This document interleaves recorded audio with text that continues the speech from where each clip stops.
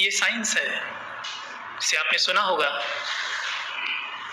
कि किसी जगह भूकंप आया, बाढ़ आई, चारों ओर तबाही मचा दी, लेकिन मंदिर ऐसे ही खड़ा है।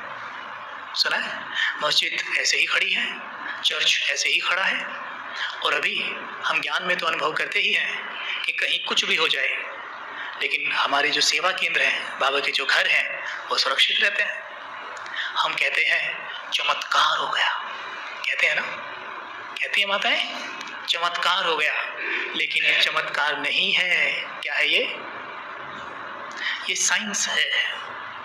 इस चीज को समझेंगे हम कि जब कोई भी स्थान, व्यक्ति, कोई भी चीज, इवन आपकी गाड़ी भी, वस्तु भी, जब पॉजिटिव एनर्जी, प्योर एनर्जी के घेराव में होती है, तो उसके पास से नेगेटिव एनर्जी को सलाम करके निकलना पड़ता है। प्रैक्टिकल प्रमाण है ना। कोई भी मंदिर, मस्जिद में कभी कोई नुकसान नहीं होता और आज भी नहीं होता। पहले की तो आप जानते ही हैं, है ना। अगर हम अपनी सुरक्षा चाहते हैं, अपनी सेफ्टी चाहते हैं, तो हम हमेशा अपने चारों तरफ शिव बाबा की शक्तियों का गोला बना के रखें। जिस क्षण आप अपने चारों तरफ ऐसे सर्कल खींच देंगे, खींचो, अभी खींचो। खींचना तो मन से है, लेकिन क्योंकि आप भट्टी में बैठे हो, तो आज हम आपके तन का भी यूज करवाएंगे। तो ऐसे खींचो, ऐसे चारों तरफ, आंखें बंद करो और अपनी अंगुली राइट हैंड की ऐसे घुमाओ अपने शरीर के चारों तरफ और संकल्प करो कि मैं मास्टर सर्वशक्तिमान आत्मा हूं। दिल से, हाँ, ये संपूर्ण सत्य है कि मैं मास्टर सर्वशक्तिमान हूं। देखो अपने चारों तरफ शक्तियों की एक लेयर बनती जा रही है, एक कवच बन गया है। ये कवच बहुत शक्तिशाली है। बस अभी सीधे बैठ जाएं और अनुभव करिए कि वो कवच मेरे चारों तरफ है।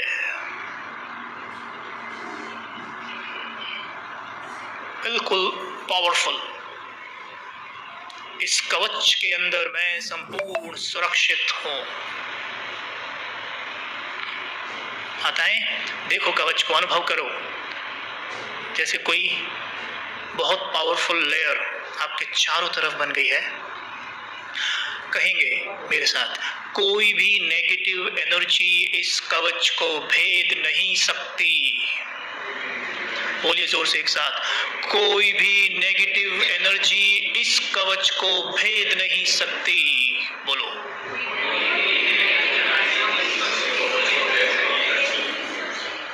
मैं इस कवच में संपूर्ण सुरक्षित हूं। मैंने बाबा की शक्तियों का कवच पहन रखा है। मैं बहुत सुखी हूं। मुस्कान के साथ कहो, मैं बहुत सुखी हूं। मैं भरपूर हूं। मैं समृद्ध हूं। मैं स्वस्थ हूं। मेरा शरीर संपूर्ण स्वस्थ है। मैं सदा सुरक्षित हूं। अब हाथ ऐसे करेंगे अपने ऊपर, देखो ऐसे। ये पता है क्या है? शिव बाबा की शक्तियों की किरणें मेरे ऊपर पड़ रही हैं। अब अनुभव करो, अब बोलना नहीं, अनुभव करना है कि किरणों के देखो कैसे फाउंटेन पड़ रहा है मेरे ऊपर। फाउंटेन की आवाज सुनो। सवेरे शावर लेते हो तो कैसे पड़ता है ना, ऐसे पड़ रहा है। और ये शावर मुझे भिगो रहा है। देखो इसका रंग देखो, लाल लाल, सर पे गिर रहा है, चेहरे पे टपक रहा है, पूरी बॉडी पर फैल रहा है। अब ऐसे कर दो, पूरी बॉडी को जैसे भिगो रहा है, पूरा भीगा हुआ अनुभव करिए। ये बाबा की शक्तियों की किरणें मेरे रोम रोम में समा रही हैं। माताएं, एक बार ऐसे हाथ करके, मैं मास्टर सर्वशक्तिमान हूँ, मेरे हाथों में बाबा की शक्तियां हैं, अनुभव करिए। हैं, लगाओ घुटनों पर। माताओं को घुटने का बहुत दर्द हो जाता है, ऐसे करो, आंखें बंद करके अनुभव करो कि ये शक्तियां अंदर घुटनों में भर रही हैं। मेरे घुटने बहुत स्वस्थ हैं, ऊर्जावान हैं। आंखें बंद करके देखेंगे कि मैं दौड़ सकती हूँ। खुद को दौड़ता हुआ देखिए सड़क पर। भाई लोग सभी देखिए दौड़ते हुए, खेल पाल करते हुए, बच्चों की तरह उछलते हुए, डांस करते हुए। मैं संपूर्ण स्वस्थ हूँ। पीठ में किस किस के दर्द रहता है? किस किस के रहता है? किसी के भी नहीं। अरे वाह, चल फिर से करेंगे। मैं मास्टर सर्वशक्तिमान हूँ। करिए संकल्प, जोर से करिए, जोर से करिए। मैं मास्टर सर्वशक्तिमान हूँ। पूरा हॉल गूंज जाए, जैसे ओम ध्वनि से गूंजता है ना हॉल, ऐसे आपके संकल्प से गूंजे। मुख से बोलना है। घर पे भले मुख से मत बोलना, नहीं कहेंगे इसको क्या हो गया, लेकिन यहाँ तो कोई नहीं कहेगा ना, तो यहाँ बोलिए कि मैं मास्टर सर्वशक्तिमान हूँ। लगा कुछ झटका सा? लगा? इसको कहते हैं ऊर्जा का फ्लो। मैं मास्टर सर्वशक्तिमान हूँ। मैं मास्टर वैद्यनाथ हूँ। वैद्यनाथ मेरे पिता हैं। मेरी हथेलियों में वैद्यनाथ की शक्तियां भरी हैं। भरी है ना? लगा दो पीठ पे जिसको दर्द है, वहीं पे आंख बंद करके अनुभव करो कि मेरी हथेलियों से हीलिंग किरणें मेरी पीठ में समा रही हैं। अनुभव करो माताएं, भाइयों, सभी अनुभव करें। बहनें, शक्तिशाली किरणें मेरी पूरी पीठ में अंदर फैल रही हैं। ये किरणें, ये शक्ति उस दर्द को ऐसे खा रही है जैसे सूर्य की किरणें कीटाणुओं को खा जाती हैं, जैसे बादल धरती की प्यास को खा जाते हैं। मेरी पीठ एकदम स्वस्थ है। बोलो बाबा को दिल से शुक्रिया बाबा, आपका बहुत बहुत शुक्रिया। ओम शांति। अब इसके पीछे के रहस्य को समझते हैं। एक रिसर्च बताती है, एक शोध हुआ, कुछ ऐसी आत्माएं यानी ऐसे लोग जिनको बर्थ मार्क था।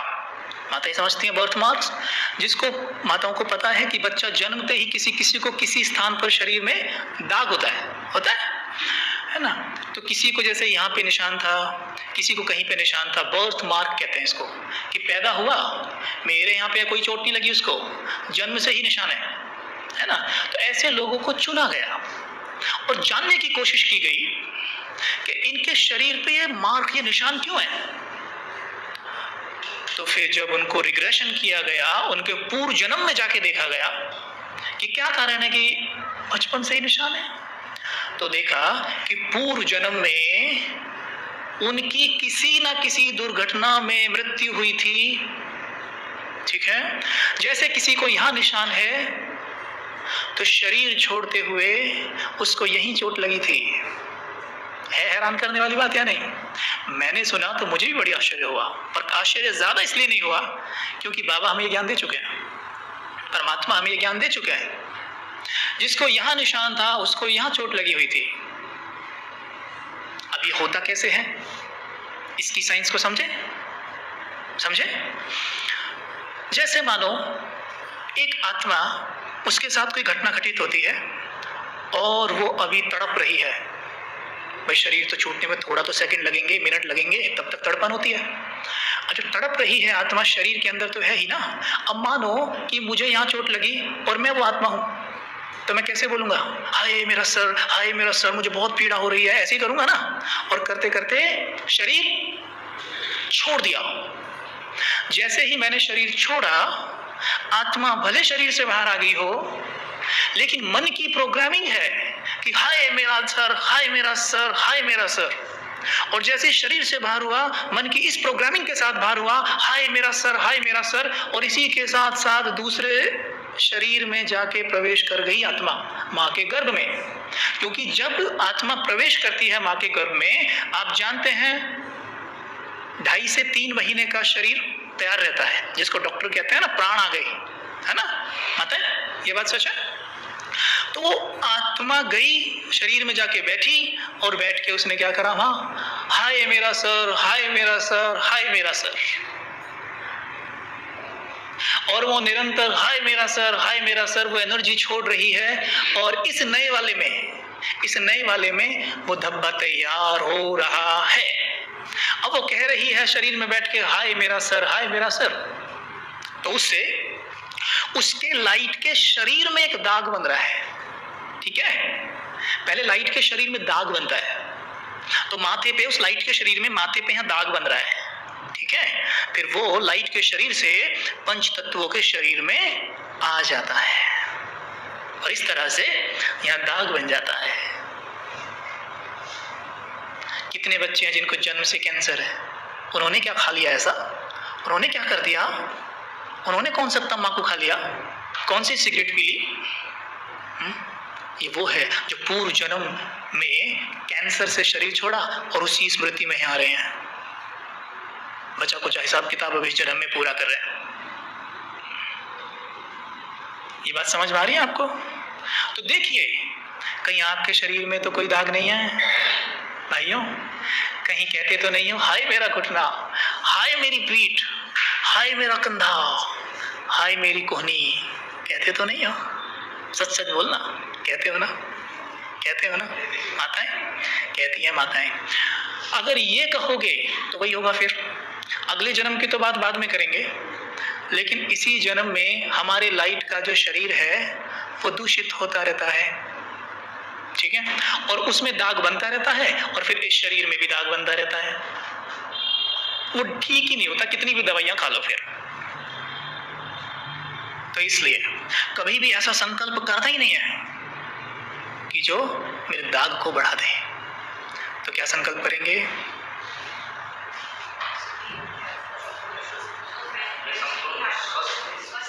Very good. और बताइए माताएं, मान लीजिए किसी एक का उदाहरण लेते हैं, आप में से किसी को कोई प्रॉब्लम है शरीर में, बोलो, दुआएं दिलवाएंगे फिर आपको सबसे। है, किसको है, हाथ उठाओ, आपको, आ जाओ, यहाँ पे खड़े हो जाओ आप, हाँ उधर देखो उस तरफ। अच्छा, क्या प्रॉब्लम है आपको,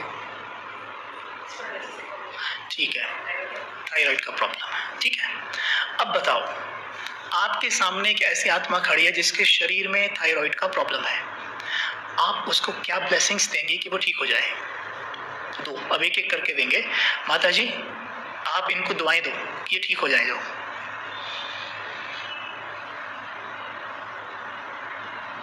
बोल के दो, हमें तो पता ही नहीं चला आपने क्या दे दिया। जोर से बोलो माता जी। स्वीकार करो बहन जी, स्वीकार करो, स्वीकार करो।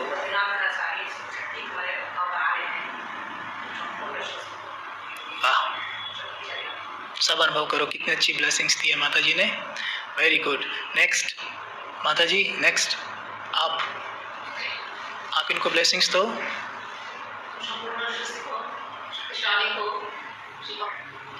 माता जी बहुत बढ़िया, बैठ जाओ। स्वीकार किया आपने। एक बार सभी बोलेंगे मेरे साथ इनके लिए। मैं आत्मा बहुत शक्तिशाली हूँ, मैं सचमुच बहुत शक्तिशाली हूँ। मेरे अंग अंग में ईश्वर की शक्तियाँ भरी हुई हैं। मेरे चारों तरफ शिव बाबा की हीलिंग किरणों का कवच है।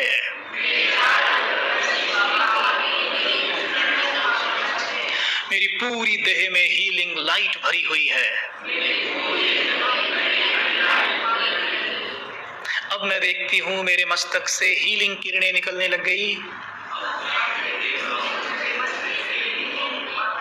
अब देखो थोड़ी देर नैनों से किरणें निकलते हुए, और सामने खड़ी जो बहन है इनको वो किरणें जा रही हैं, इनके मस्तक से नैनों से इनमें समा रही हैं, इनकी पूरी देह में फैल रही हैं।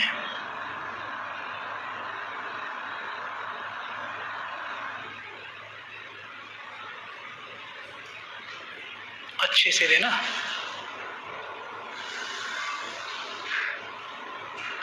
संकल्प कर दो सभी एक साथ, स्वस्थ भव, स्वस्थ भव, ऊर्जावान भव, सदा सुखी भव। ओम शांति। थैंक यू, बैठ जाइए। Thank you. कैसा लगा आपको? अच्छा लगा ना? तो ऐसे ही हमें खुद को भी देनी है ब्लेसिंग्स, ठीक है? आज के बाद आप बैठिए, आज के बाद कोई भी ये संकल्प नहीं करेगा कि मेरे शरीर में ये प्रॉब्लम है, और कर भी रहे हो ना तो कम से कम इतनी अवेयरनेस होनी चाहिए कि मैं अपने ही हाथों से अपना महल गिरा रहा हूं। हाँ? अपने हाथों से अपना महल गिरा रहा हूं। आपको एक बात सुनाता हूं। जब मुझे ये ज्ञान नहीं था, मेरे मन में अक्सर एक प्रश्न चला करता था कि ये मन कैसे काम करता है। बहुत सारी घटनाएं जब मेरे आसपास होती थी तो मेरे मन में चलता था कि अच्छा ये अभी ऐसा क्यों हुआ, और मेरे मन ने ऐसा रिस्पॉन्ड क्यों किया, ऐसा क्यों नहीं किया, और उस परिस्थिति में तो इसने ऐसा किया था, अभी ये ऐसा कर रहा है। बहुत सारी बातें चलती थी, लेकिन एक भी बात का कोई जवाब नहीं होता था। एक भी बात का कोई जवाब नहीं होता था। क्यों? क्योंकि ज्ञान नहीं था, कहाँ से मिलता। लेकिन जैसे ये ज्ञान मिला तो मुझे ये समझने का अवसर मिला कि मन कैसे काम करता है। जब मैं स्टडी कर रहा था इस बारे में तो मुझे याद आ गया कि बचपन में मैंने एक कहानी सुनी थी जो मेरी दादी ने मुझे सुनाई थी, और वो कहानी मुझे अब काम आई। आप सुनना चाहेंगे? एक्चुअल में क्या है कि एक बार एक राजा के राज्य में बहुत सारी प्रॉब्लम्स थी। ये ध्यान से समझना, आपको मन ही समझ में आ जाएगा कि मन आखिर है क्या। एक राजा के राज्य में बहुत सारी प्रॉब्लम्स थी, परेशान था, दुखी था। उन प्रॉब्लम्स को लेके वो महात्मा जी के पास गया। महात्मा जी को जाके अपनी प्रॉब्लम्स बताई तो महात्मा जी ने उसे एक बॉटल दी। कहा कि इस बॉटल को ले जाओ, अपने महल में जाके खोलना। ठीक है, उसने जाके खोला तो उसमें से एक जिन्न प्रकट हुआ। बाबा मुरली में जिन्न का जिक्र कई बार करते हैं। जिन्न प्रकट हुआ और जिन्न ने निकल के बोला, हुकुम मेरे आका। तो राजा ने कहा, मेरे राज्य में जितनी भी प्रॉब्लम्स है सब खत्म करके आओ। अब वो तो जिनी था भाई, उसने तो 2 मिनट लगाए, सारी प्रॉब्लम्स को खत्म करके आगे खड़ा हो गया सामने।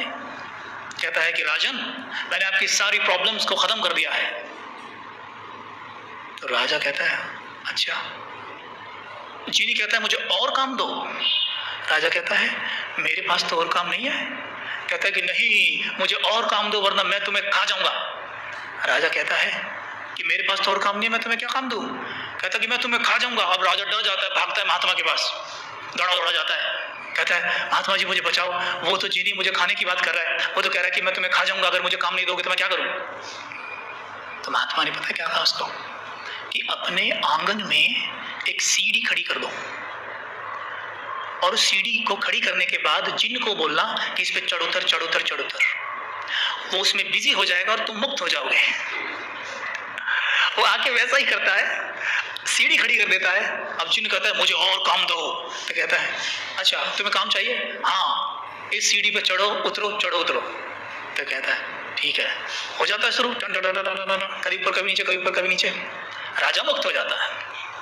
सोचने की बात है, जरा विचार करना इस बात पर कि जो जिनी इतना पावरफुल, इतना शक्तिशाली, वो राजा की बात मान कैसे गया। सोचिए जरा, जो 2 मिनट में सारी प्रॉब्लम्स को खत्म करके आ सकता है, वो सीढ़ी पे चढ़ उतर रहा है। वो कह नहीं सकता था, क्यों भाई, मैं कोई बेवकूफ, मैं क्यों चढ़ूं, मैं तो अब तुम्हें खाऊंगा ही। पूछने की बात है, जो जिनी इतना पावरफुल है, मैं बात मान कैसे गया, मैं तो ना करूं। अगर मैं इतना पावरफुल हूं और मुझे कोई बोले भाई ये काम करो ना, सीढ़ी से नीचे जाओ और ऊपर आओ, नीचे जाओ और ऊपर आओ, क्योंकि तुम टाली नहीं बैठ सकते और मेरे सर पे नाच रहे हो बहुत देर से, अब तुम सीढ़ी पे नीचे उतरो, चढ़ो चढ़ो उतरो, तो आप करोगे? कहोगे मैं तो नाचूंगा तेरे सिर के ऊपर ही, तो मैं तो नहीं जाऊंगा। हम तो ये करेंगे ना, लेकिन वो कर रहा है। पता है क्यों? क्योंकि जिनी में बहुत शक्ति तो है लेकिन बुद्धि नहीं है।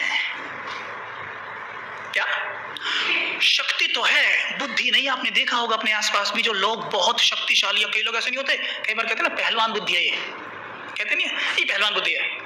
आपके यहाँ पता नहीं कहते नहीं कहते, दिल्ली में तो कहते हैं ये पहलवान बुद्धि है। मतलब सोचते ऐसा है, जो बहुत तगड़े पहलवान होते हैं वो थोड़ा बुद्धि का कम यूज करते हैं, ऐसा लोग सोचते हैं।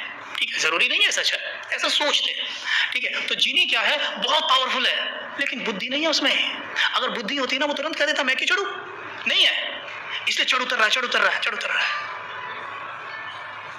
पता है ये जिनी कौन है? हमारा मन। राजा पता है कौन है? मैं आत्मा। और वो महात्मा पता है कौन है? शिव बाबा। जो हम एक सीढ़ी देते हैं बच्चे, इस सीढ़ी को नीचे तो धरती पे लगाओ और ऊपर सीधा परम धाम में लगा दो। ठीक है, और इस मन रूपी जिनी को बोलो चल बेटा चढ़ उतर, चढ़ उतर, चढ़ उतर। नहीं चढ़ाओगे उतारोगे तो तुम्हें ही खाता रहेगा।